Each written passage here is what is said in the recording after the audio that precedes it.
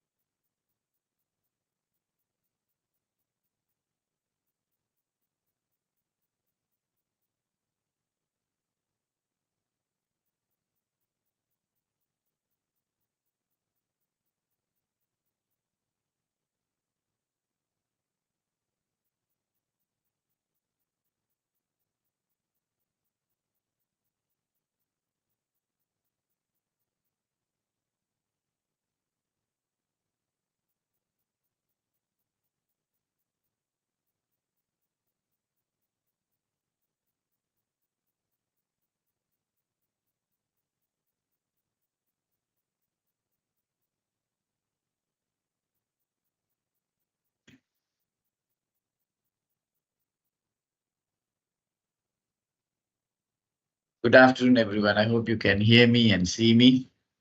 It is my pleasure to welcome all of you to hopefully a very insightful session on personal income tax. As you know, taxes are very, very important to our economy.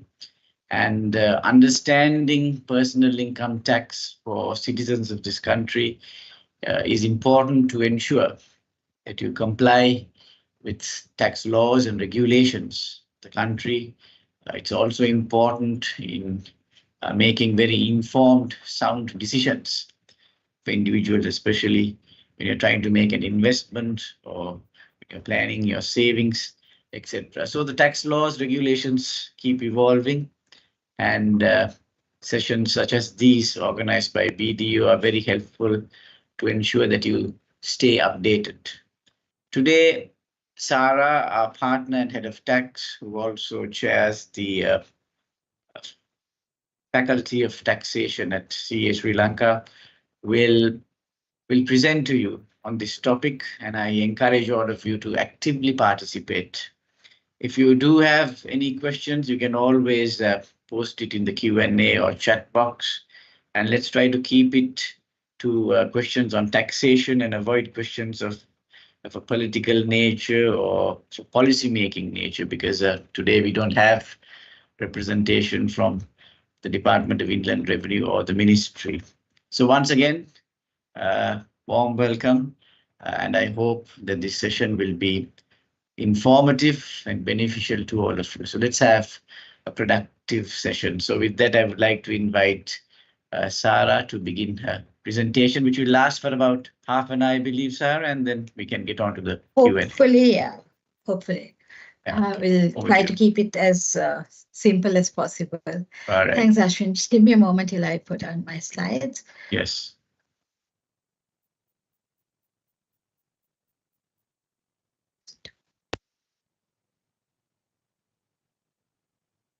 Are we good to go?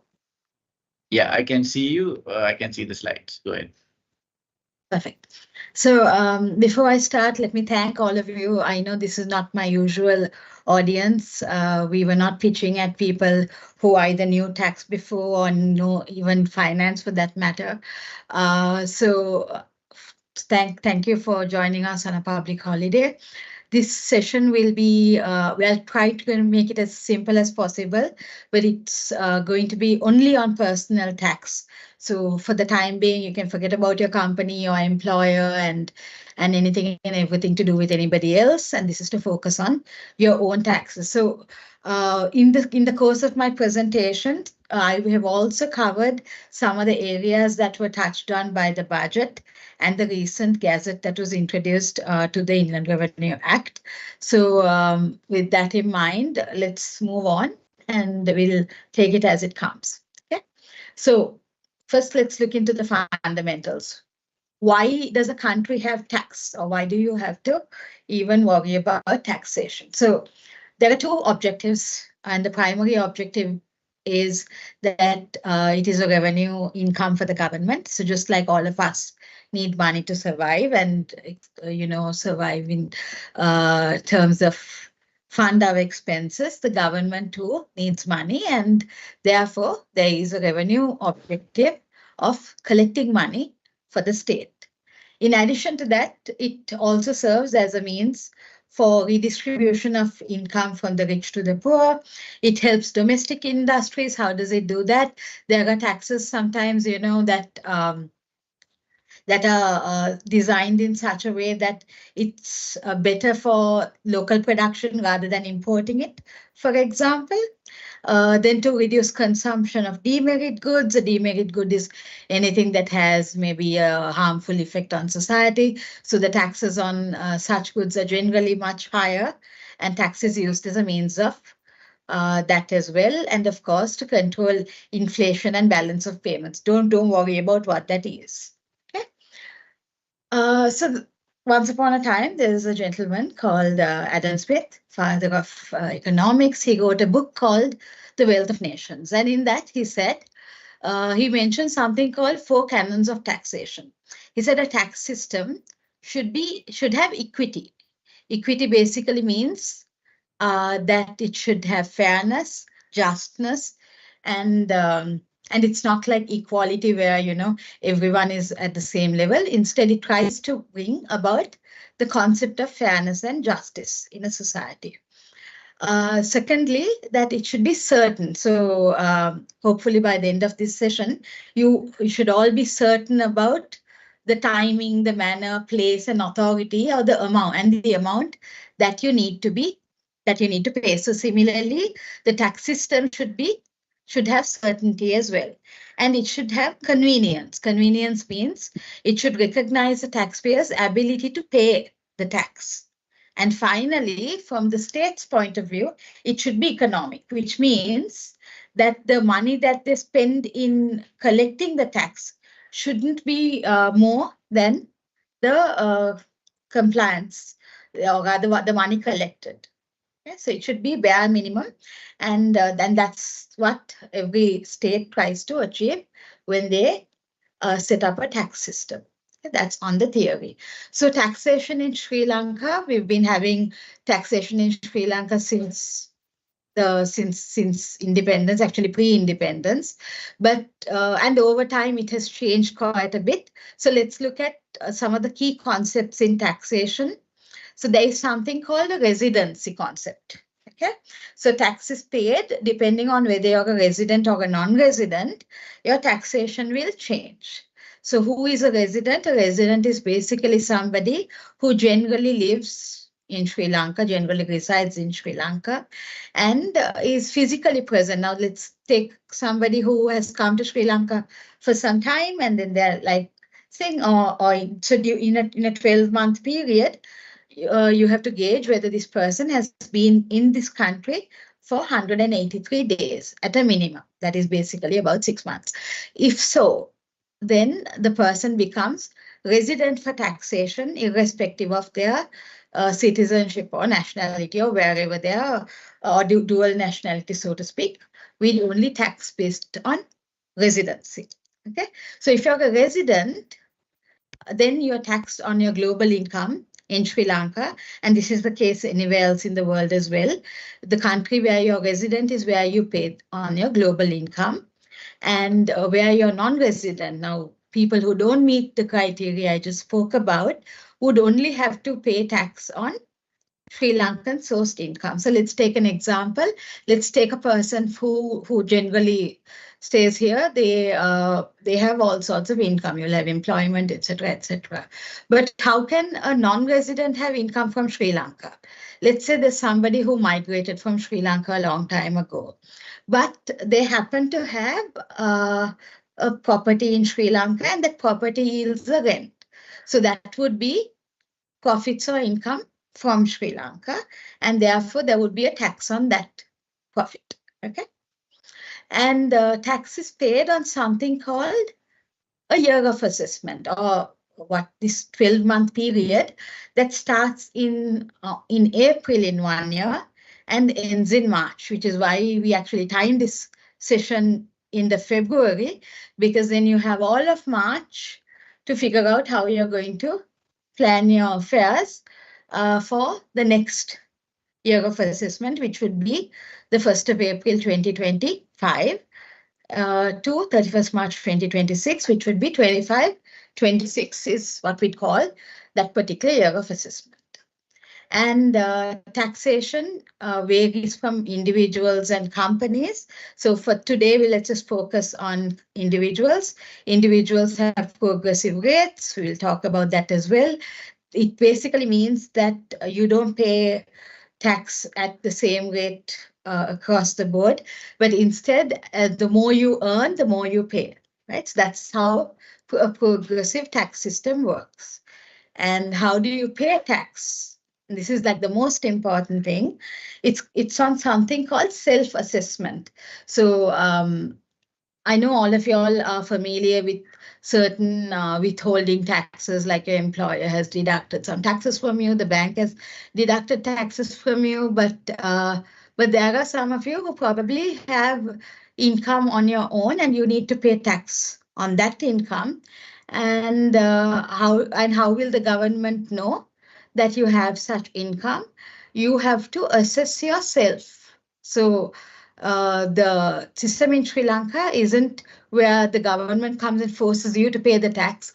The government relies on the goodwill of the citizens to come forward and pay the taxes, and that hopefully will translate to good revenue numbers to meet those objectives of the taxation that we spoke about earlier. Right, so what are the kinds of income a person would have to pay tax on? So you have 4 sources of income according to the law. The first one being employment, second being business. There's something called investment income, which is generally your passive income. We'll talk about that. And if it doesn't fall within the first 3 categories, other income is more or less a catch-all sort of source. So if you have any of these sources, then you are liable to income tax. Okay, so let's see how each source is taxed and whether or not we need to worry about taxation on our own. Okay, so employment income. Employment income, what it says is a person, an individual's gains and profits from employment for a year of assessment. So from 1st April to 31st March, whatever you earned from being employed with someone, that will be your employment income. And the law goes on to say it includes cash and non-cash benefits. So irrespective of you getting something in money or if you're getting some other benefits, all of it will be taxed under employment income. And it also goes on to say past, present, and prospective employment. Let's forget about that for the moment. Let's just focus. I am an employee and I'm being paid by my employer. How should I pay my tax? The good thing is the government brought back what you call, like what we used to refer to as PAYE back in the day. It's now called as Advanced Personal Income Tax, APIT. And if you pay APIT, or rather your employer will deduct your tax and pay it to the state. So the employer has no choice but to do it. It's mandatory. And because they are doing it, you don't have to worry about any further taxation on your employment income. So whether you're paid your monthly salary or your bonus or your severance pay, all of it comes within the focus and the ambit of employment income. Sorry. So the second source is business income. And I'm going to spend some time here. So employment is clear, right? Somebody pays you some money and you're going to take that money and basically enjoy it because the employer has already deducted your taxation. So what about someone who does some business? And when I say someone who does some business, this can be somebody who is actively having what shall I say, is a self-employed person with a BRN and everything, or it could be somebody freelancing, earning a service fee, or doing any business where you basically are working for yourself, and or a partner of a partnership, for example. It's all part of business income. So how is business income taxed? So when it comes to business, you have a concept of where you may or may not get the money in the same year, right? You may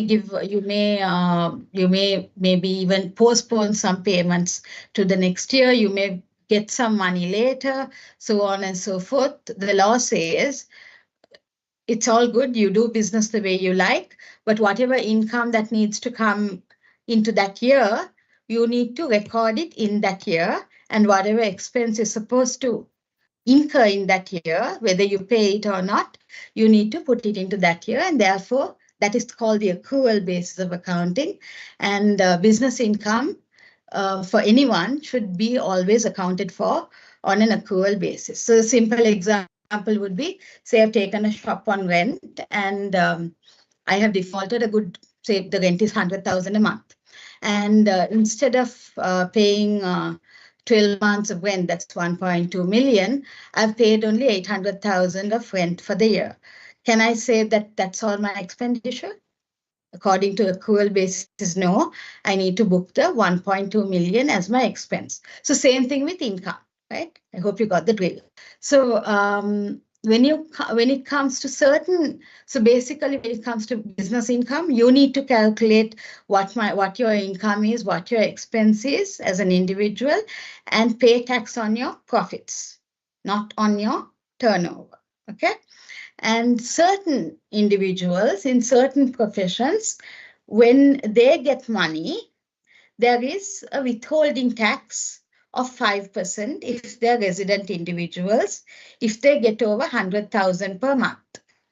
Okay? And that 100,000 per month, it's not a final tax in that when say I get 100,000, assume that I'm a lecturer and some place pays me say 200,000 and they deduct 5% on that 200,000, I can't take that money and enjoy the rest of the money like I would have done in the case of my employment. I need to add it up to my profits and pay tax on the normal progressive rates. So why is the government putting a 5% on teachers, lecturers and all? Why are they asking people when they are deducting? So when they're paying me the 200,000, why is the government asking them to deduct 5%? This is for anyone, even an accountant. Say I'm an accountant and I am getting some income in my personal capacity. The 5% is a means for the government to know who is getting this money, because it's easier to catch the guy who is paying than the guy who is receiving. And that is the concept of withholding taxes, where this money isn't entirely for government revenue purposes, but more for a means of earning some revenue for sure, but also from an information point of view, when the person who deducted money from me would say, I paid Sarah 200,000, this is her NIC number, this is her address, and so on and so forth. Then the inland revenue is able to check back and see if I have paid my taxes or not. And maybe if I haven't, they can come behind me and ask me for the rest of the money. Okay. The third source would be your investment income. So investment income is something where only at the point of getting it, you will actually pay tax for it, because that is the flexibility it allows, right? So investment includes dividends, interests, rent, royalties. Some of the common investment income are those.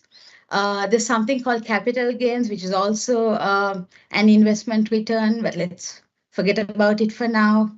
And maybe even if I win a lottery, that is also treated as an investment. So the state actually recognizes, a chance event also under investment.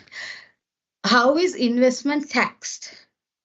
When I get at the point of me getting a dividend, for example, so it's different from source to source.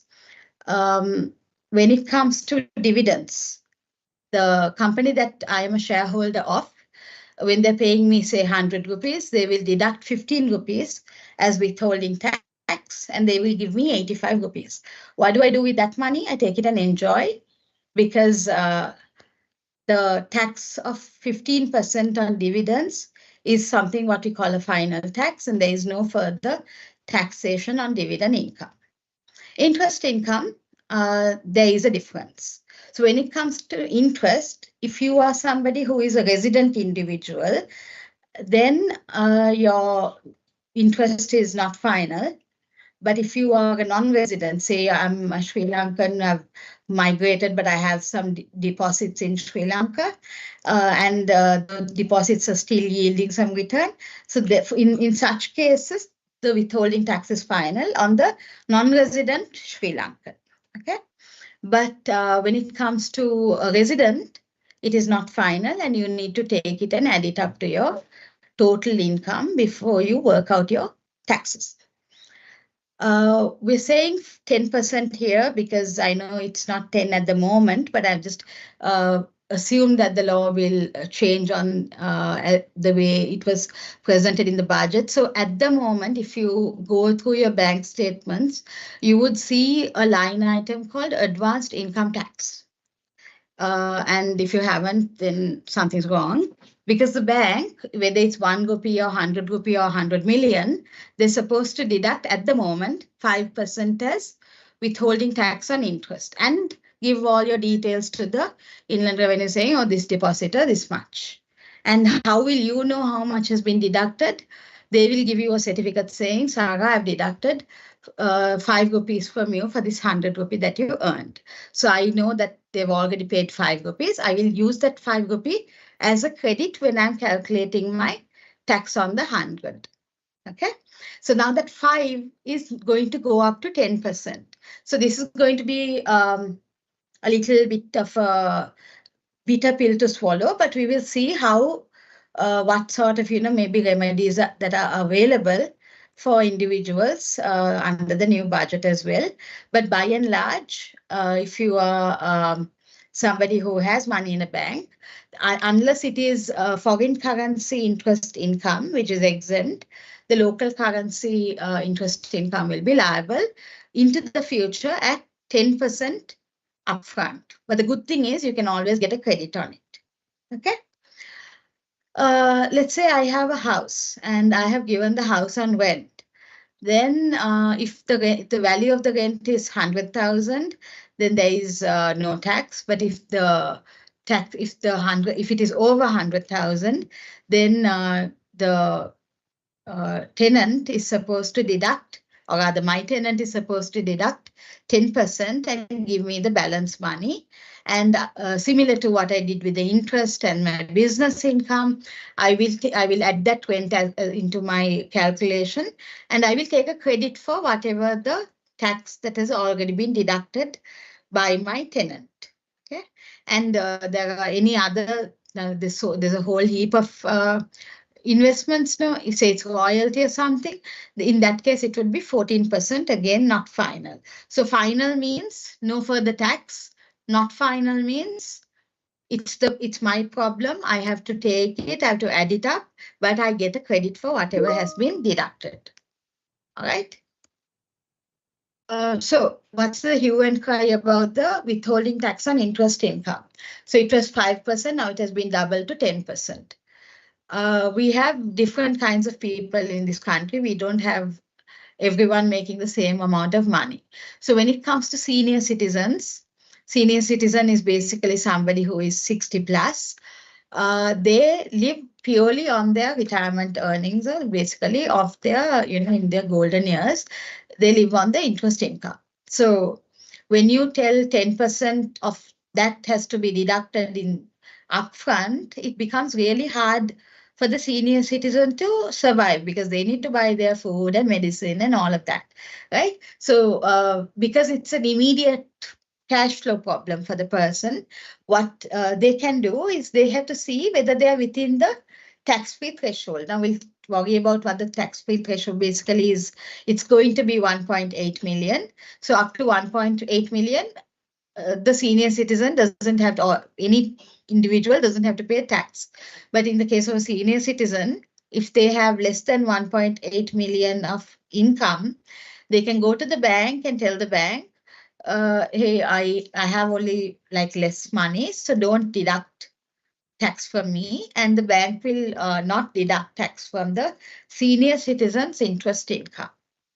Okay, and the rest of us who are not senior citizens yet. So what do we do? Do we wait till we become senior citizens to enjoy it, or what do we do in the interim? So the bank will still continue to deduct from us. It'll deduct from me, it'll deduct from Ashwin, etc., etc. So then in that bracket of people who are not senior citizens, also you will have people whose income is still less than 1.8 million in a year. Basically, they make less than 150,000 a month. So then technically they shouldn't be paying tax, but practically the bank has already deducted the money because they're not a senior citizen and the bank has been told to deduct the money. So in that case, you're entitled to a refund. So you can go back to the Inland Revenue and ask for your money.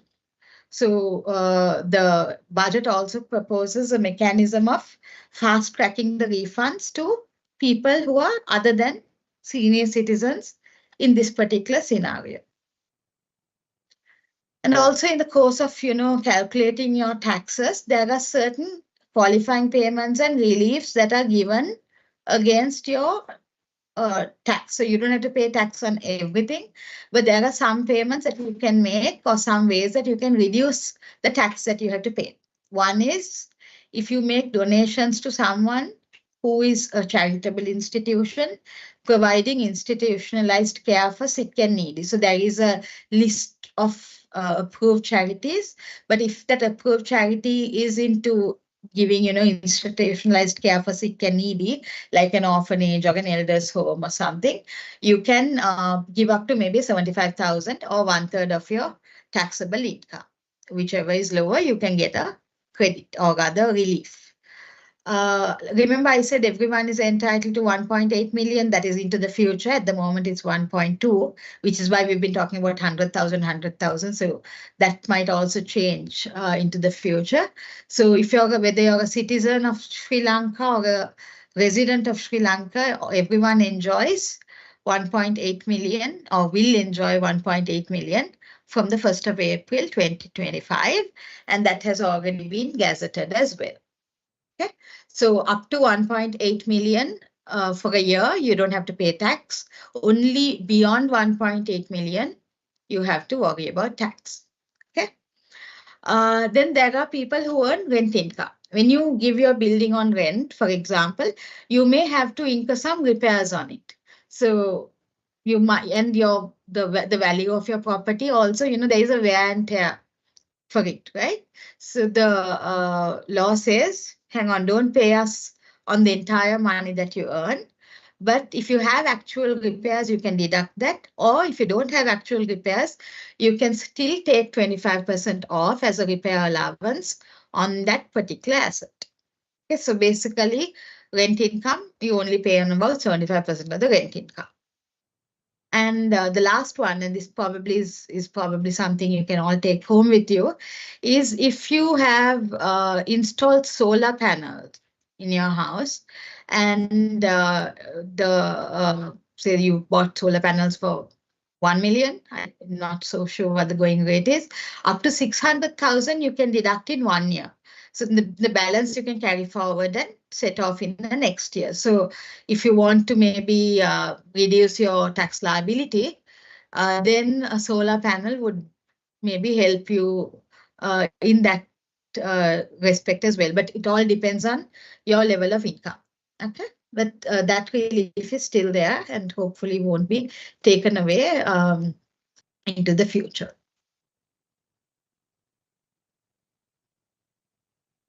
So once you've established how your sources of income, what are the reliefs, all of that, you need to know how much of tax to pay.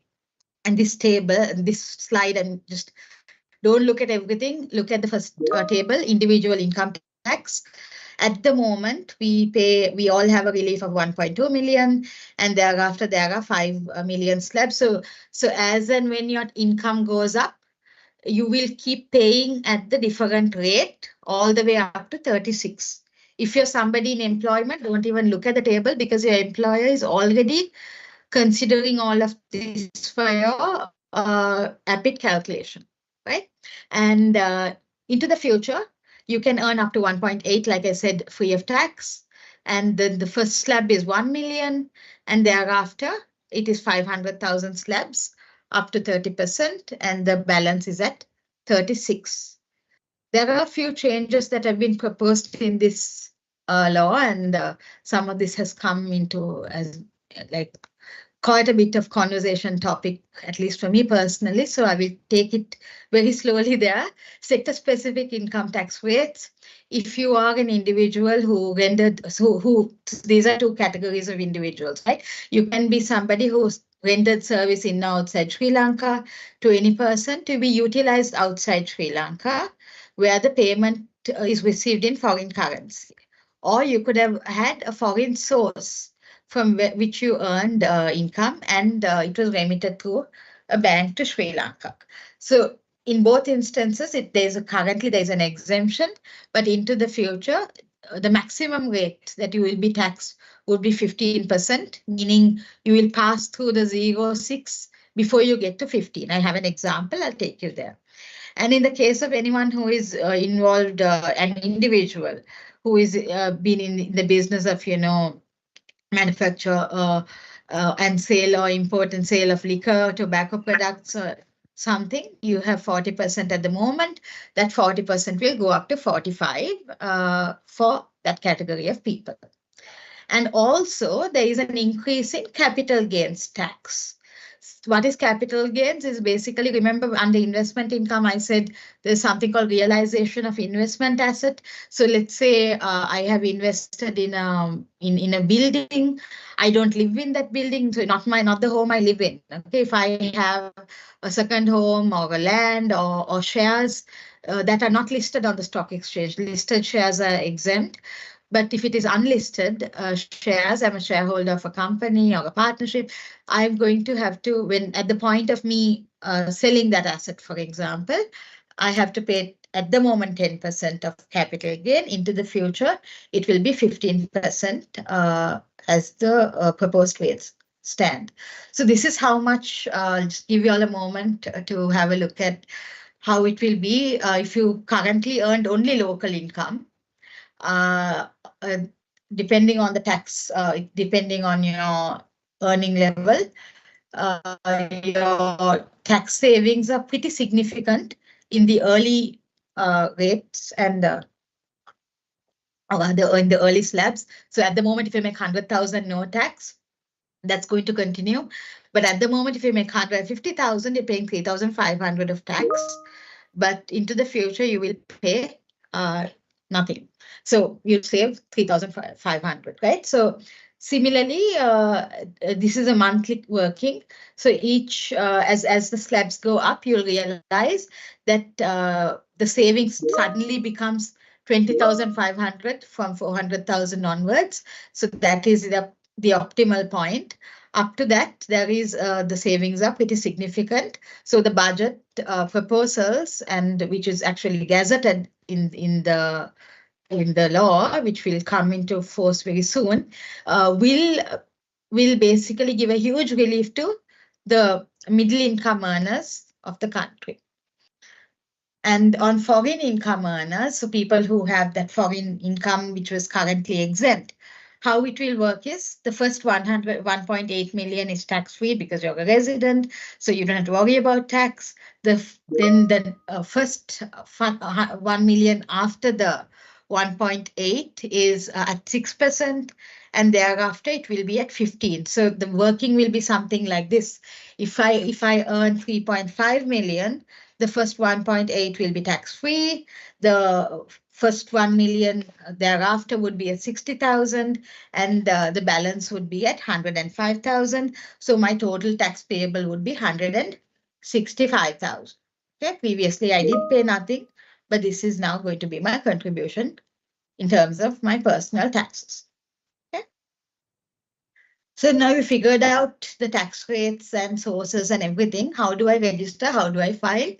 Who has to register? So there is something called a gazette that was issued, and according to a gazette, since last January, anyone who is over 18 years was supposed to get something called a tax identification number with the Inland Revenue. Now, a tax identification number is not an income tax return. It was merely a registration with the Commissioner General of Inland Revenue. I hope all of you all have got it. If you all haven't, again, I hope you all have good reason for it. Okay, now this is in the Gazette. This is the law. How do you get it? You have to fill up a form, and you have to give it together with your NIC copy or a Government Nilidari certificate if your address is different to your NIC, which might mostly be the case. And then you can get a TIN number. You can do it online. You can do it manually, not a problem. If by chance you are somebody who listened to my whole presentation and realized, oh my God, I have to pay income tax now because I missed a certain source of income, then you need to obtain something called an IIT, which is the Individual Income Tax Registration. That is an income tax registration, which means once you sign up for that one, you need to adhere to all of the compliance regulations that I'm going to talk about in the next few slides. If you have only a TIN, you can just, ignore me for the rest of the presentation. Okay. So how do you get about it? You need to get also something called, we have something called the RAMIS. RAMIS, I'm sure you all have heard about it so much in media. It's basically the short form for Revenue Administration Management Information System. That is the IT system used by the Inland Revenue. Okay, so they will like you have a password for any log on. They give you something called a PIN for you to access the online portal, and then you have to you can get the PIN by email and post. I'm just going to ignore all these words. Can share these slides if anyone's interested later. So now you have got your individual income tax, what shall I say, registration. Now you have to pay your tax. How do you pay your tax? So you work out your tax and then you pay it in 4 quarters on the 15th of August, 15th of November, 15th of February, and the 15th of May. Now, according to the budget, what it says is, you don't have to estimate and pay. You have your last year's tax. You take that and divide by 4. So you're going to, my last year's tax was say $1 million. So each quarter I'm going to pay 250,000, 250,000, so on and so forth. And then I realized my actual tax for this year is not 1 million, it should be 1.5 million. So the law allows me one more date called the final installment payment on the 30th of September, where I will pay that balance 500,000. Okay. And then there is another very important date that everyone needs to remember. The 30th of November is the day where you have to file, or by before the 30th of November, you need to file your income tax return. So you have to do a tax computation. There are schedules to the return. And together with that, you need to also disclose your assets and liabilities in the format that is prescribed by the law. Right? And how do you file tax returns? It's a very, very important thing. All of you need to know that everybody has to file tax returns online through the e-services. So basically, you need to have access to the e-services. This budget actually gives a certain relief to senior citizens. It says if you're a senior citizen, maybe you might not be able to easily access e-services and all of that. So you're allowed to file income tax returns manually from 24-25. That is the current year of assessment, which is ending next month on March 31st. If you don't, if you listen to the whole thing and you're like, to hell with it, then these are the penalties. I'm only talking penalties here. On top of penalties, there's something called interest also that is charged. Okay. So if I don't register, what's my problem? There is a 50,000 rupee penalty which will be charged for failure to register. Or if say I have changed my house and I forgot to notify them, then again, if you forget to notify, there's a 50,000 penalty. And then there are taxes, like if I didn't pay my installment payment every quarter on time, then there is a 10% penalty and there's a 1.5% interest also per month. And if I didn't pay the 30th September amount, then it would be 20,000 and so on and so forth. Let's not worry about this because everyone is going to be very law-abiding citizen and pay taxes and, keep your civic duties on time. So this is my last slide in case you all are wondering. And this is a little bit of hopefully a feel-good slide because this is our total revenue collection over the years. So in 2019, we got, as a country, or the inland revenue collected 1 trillion. The amounts are in millions, by the way. It's not. It's 1 trillion in 2019. And in 2020, remember we had a lot of tax concessions. In 2019, we collected only 500 billion in 2020. Thereafter, I know it was very painful on all of us, but there were a lot of taxes introduced, amnesties were introduced, VAT rate went up, income tax rates went up, slabs were cut and picked and whatnot. But the good thing is all of this discipline has over time increased the tax performance of the revenue, and it has also given us good credibility because we have taken financing facilities from the IMF, and this is very important because unless all of us stick to the agenda, or even the state sticks to the agenda and complies with the IMF program, we may encounter a bigger problem than what we had seen in the past. So with that, I will move to give the baton back to Ashwin. All right, Sarah, thank you for that very insightful presentation. So we have got a few questions on the Q&A. Let me just try to retrieve those. Right. What about taxes on gifts received? Suppose we got a house as a gift or money, is it taxable? No, it's not taxable if you got a house as a gift from your family member or something. But if your employer gifts you a house, then that is employment income, and that's going to be taxable because nobody loves you so much to give you a house for free. It's part and parcel of your employment package. Right. So if it's from family, it's not taxable. That's what you're saying. Yeah, no? family is not taxable, not a problem. Right. Second question. Can wife claim solar relief if she installs in the house, but house under husband's name? And the power purchase agreement will be signed with husband's name. No, then the husband is only entitled to the claim, not the wife. Because in the eyes of the law, you're two different people. Right. So if the house belongs to the husband, wife cannot claim solar, but the husband can, I suppose. Husband can, yes. Yes. If local resident work abroad and send such money to Sri Lanka, a local resident, okay, so you're residing here and then works abroad and sends such money, will it be taxable in future?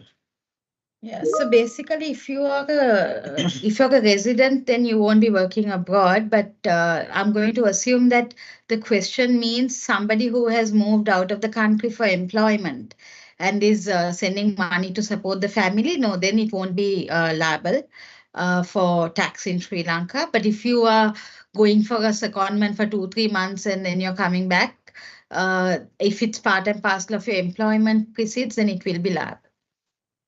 So if you're a resident, your total income, wherever, is liable, no? But if On your you global move, income, yes. yeah, your global income is liable. But if you work abroad, where a non-resident status, then I suppose you have to pay your taxes according to the laws of that land. Yeah. And the thing on the foreign income is if that country has already deducted tax, you can get a credit in Sri Lanka. We have a mechanism for that as well. Whether or not we have a double tax treaty, you can get a credit.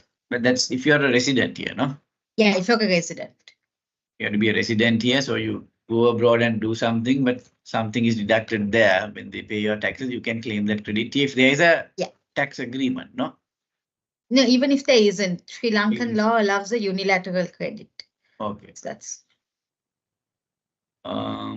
If my employment income is in USD, right? So I suppose you're working here in Sri Lanka, you're a resident, and you have foreign income as part of your employment, right? It comes into your account, bank account. What are the tax implications? So basically, the currency of your salary is USD, but you're working for someone local and you're earning it locally, right? I suppose. So we'll look at the various options. Yeah. So basically, the long and short of it is, if you're earning an employment income, then the tax would be according to the APIT, and your employer would have to deduct and pay you the tax irrespective of the currency they're paying you in. If you are an individual who is serving someone overseas and you're getting the money in foreign currency, then you will go into that 15% story that I was talking about, maximum. But that means currently you enjoy an exemption. So just see what your current status quo is. Are you currently paying tax or not? And if you are currently paying tax, then into the future, you will continue to do so. If you're currently exempt, then into the future, you will be paying up to 15% of tax. Yeah, so you're a resident providing a service to a foreign party, and then you're paid in foreign currency. It comes into your. So all these workers who are earning foreign remittances, it comes into a foreign currency account, or how is it normally, Sarah? No, worker remittances are not taxed. Worker remittances are not taxed, where they're sending money home for expenditure. Not that. But I'm saying, let's say I'm working for a software company, and then the company is paying me in foreign currency, USD. So I would get it into a foreign currency account or in Sri Lanka, or I would get into my local account. Because it's exempt at the moment. Yeah, no. I believe at the moment what's happening, what would be the scenario is, your employer would be paying you into whatever account, but it's still a local transaction. So even at the moment, there would already be a tax on it's the company that enjoys the exemption, not the individual. No, I thought foreign currency earnings are exempt. Yeah, foreign currency earnings are exempt insofar as you provide the service to somebody who utilizes it outside the country. But in this case, you're providing it to your Sri Lankan employer and not to somebody outside. All right. Okay. So anyway, it will be 15% tax going forward, no? I'm not engaged in any foreign business in the sense that I don't own a business rendering services overseas, but I'm hired by a company as a contractor where I'm integrated to a select client within the US or UK. And so I get paid in USD through a platform. That's then remitted in rupees into my bank account. But considering that I'm a single income earner in a household of 4 individuals, does this make me eligible to account for my expenses and apply for tax exemption? How do I do that? Unfortunately, no. At the moment, you are probably enjoying an exemption, but into the future, you will be liable up to 15%. Right. That's after 1st April, no? Yes. Is deducting expenses and all that. Yeah, because in her case, she has a contract with some foreign party, so that's not a problem. If there's only employment income, we'll allow to deduct solar relief as qualifying payment. Is it allowed in the calculation of taxes? Well, technically, you are entitled to it, but when since APIT is already structured in such a way that it only counts the tax-free allowance, your solar relief qualifying payment won't go into the calculation at all. Because in fact, you don't even have to file a return if you have only employment income, unless you're already registered. So if your sole income is employment income, nothing else, no FD income or anything else, you don't have to file a return. No. No. Unless you're already registered and they serve a return on you. Then you have to file. Yeah. Right. So the solar relief thing in your final tax payment, can't you then recompute and do an adjustment? Because the whole thing is deducted under APIT, no, Ashin. So it's an over deduction then? Yeah. It's an over deduction where APIT is concerned, yes. So when you file your return, can't you account for that excess overpayment and then carry it forward or something like that? Well, technically you can. Technically you can. So what is the maximum solar relief they give you? 600,000 for a year of assessment. So if the total solar is say 1.5 million, then 600, and then the balance. So each year you can deduct up to 600,000. Okay, so there is no solution for this. But nobody has only employment income. Everyone has a bank account and they earn some interest income. So don't give up the solar idea. Please go ahead. And if you have other income, such as interest income, so then you file a return and then you might be able to deduct this, no? Definitely. You can show additional income and then the tax liability of that could be set off against this. Pouched against this. And you can even claim a refund for the withholding tax that the bank deducted.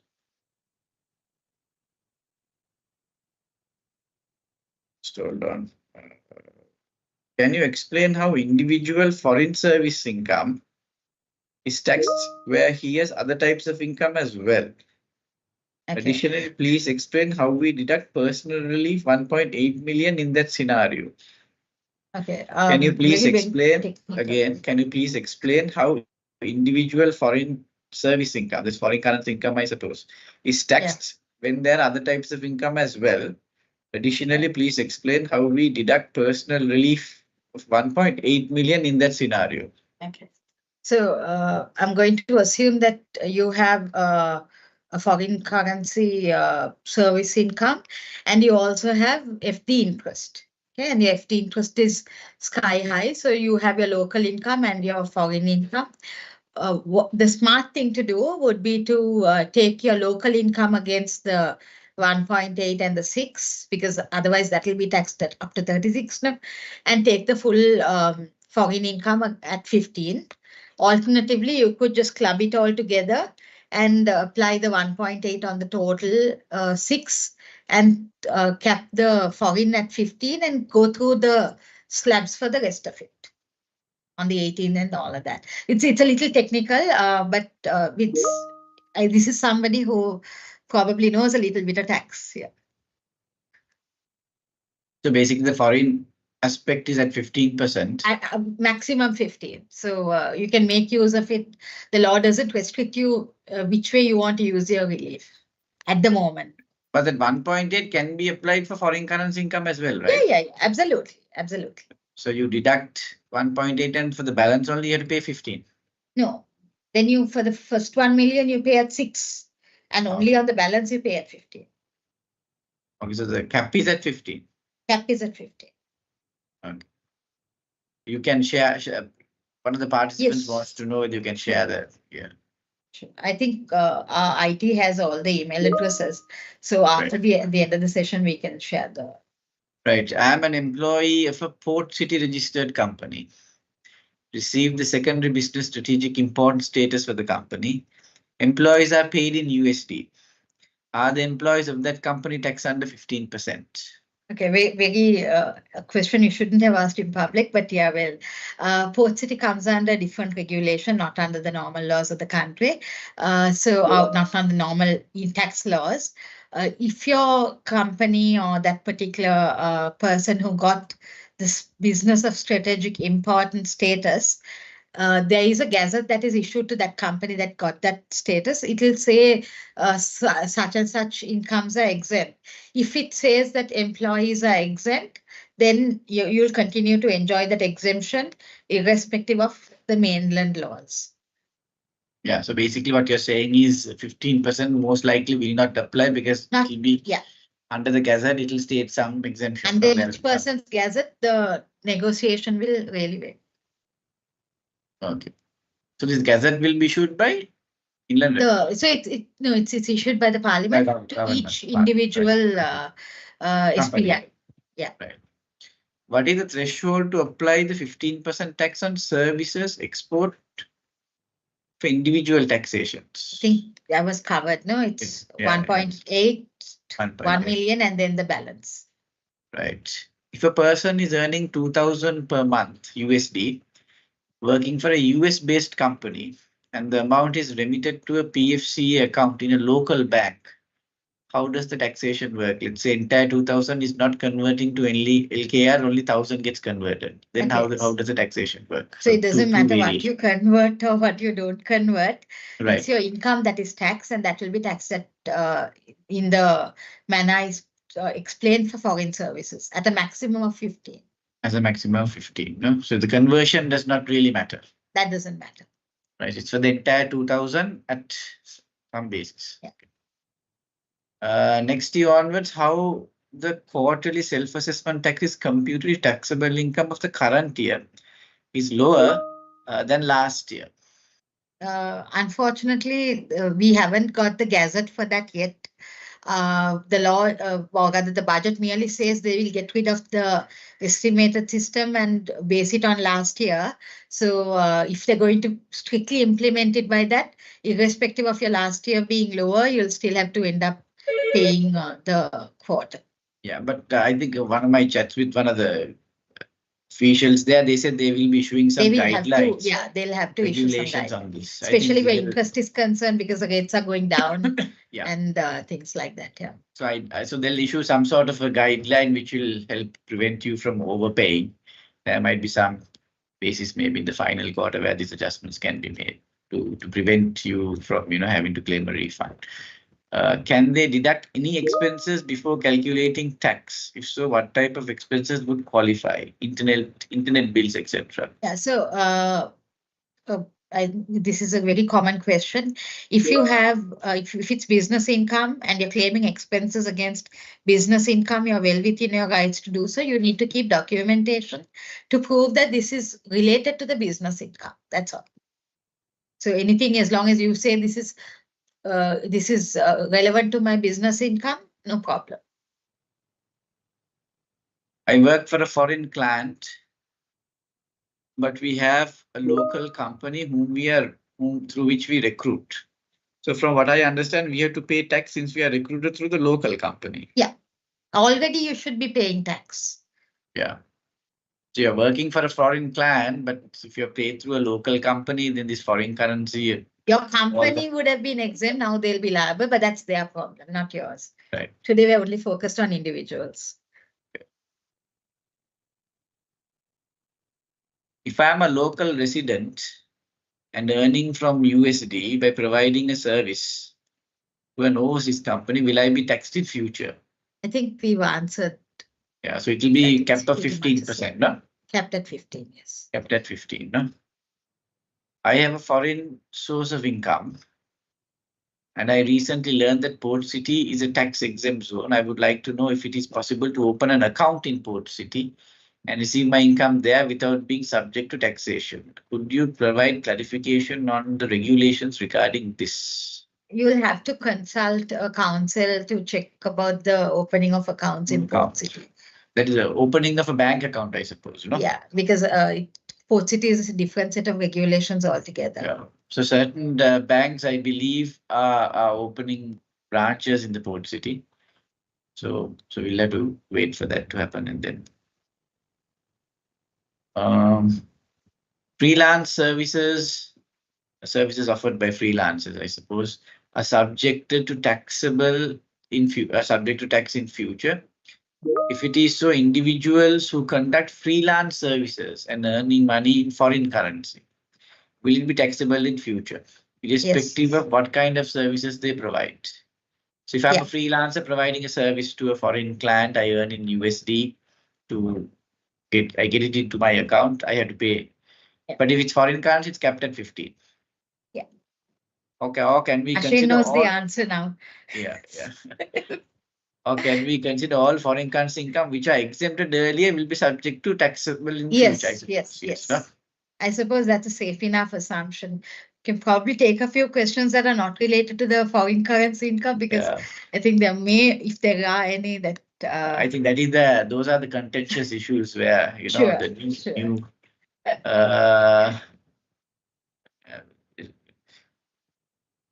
so this is also related to foreign currency. Under the upcoming tax reforms, are they in no way considering individual household incomes and ability to pay? Simply because we are hired through a foreign employer that are essentially outsourcing us to clients abroad. Okay, so the law gives everyone a 1.8 million indiscriminate. So even the local employees are actually paying irrespective of the size of households. So that's not something, I mean, 1.8 is what everyone gets tax-free. If only income is employment income and APIT is being deducted, how can we claim that we went through that? Now it's about the solar one. How taxes work for foreign currency FD in a local bank and its interest. So if you have a foreign currency account in Sri Lanka and you're receiving foreign interest income in foreign currency, then that will be exempt for tax. So no 15% on that. No. So if you have 15 money, is on 15 is on your the foreign currency inflows, not on the interest income. So you can keep your interest income. Don't worry yet. At the moment you're okay. What is the status of taxation on cryptocurrency gains in Sri Lanka? Too premature to comment, or? True. I mean, I don't even know if the law recognizes cryptocurrency, let alone tax law. So let's park that for now. So there were a few questions which came through to us the last few days, but they are somewhat related to VAT, risk-based VAT. So we will avoid those, Sarah. Yeah, so there are a few questions on the Port City as well. Hold on. Right, so I think we've covered those questions as well. Let me see if there are any other questions. Does the IRD actually refund excess taxes paid? Is it possible for an individual to deduct any excess payment from the next tax payment? Any excess payment pertaining to the previous year, you can't deduct this year. You need to actually get the you need to apply for a refund. And whether they actually refund or not, I said we won't answer policy, but practically they're supposed to. And they are looking to expedite the refund systems also. So I suppose within the year, how is it? Quarterly, if it's quarterly? Within the year, you can do whatever. That's okay. But at the end of the year, you suddenly discover you have overpaid. Then you need to request a refund and move on to the next year zero-based. Okay. Yeah, so the refund will involve an audit and all that, I suppose, and then it'll be administratively difficult. All right, so that's about it. Um, so if you have any more questions, we have maybe a couple of minutes left. You could post it. I think there's a question from Gayatri in the chat box. If my income is, let's say, 2.3 million, am I to pay 15%? No. You have to pay 6% on the first 500,000. First 1 million, you get. So you have your 1.8 and the balance. First one, it's you're well within the 1 million. So then you pay at 6%, not at 15. So 1.8 million will be exempt. The balance 5 lakhs or so will be at 6%, no? Yes, yes. Right. How the partners, oh, there's another one.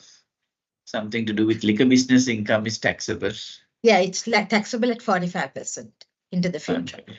How the partner share of liquor business income is taxable. So partner is an individual, so it will be right. Same. How is tax calculated? If, for example, I earn 4,000 USD, but only bring 2,000 into Sri Lanka while keeping the remaining 2,000 in a foreign account. Okay, now this is going to be hopefully the last question because I'm going to give you a very strong answer. First of all, as residents, you're supposed to pay tax on your global income in Sri Lanka. It doesn't matter where you're earning it or where you're keeping it. Only if you bring it to the country on that 2,000, you get the 15% cap. Otherwise, you pay tax at 36. If you don't show it all together, you'll basically be doing tax evasion, which is illegal and not something that you should be doing. So basically, in short, for the entire 4,000 USD, you have to pay at 15%. Capped at 15%.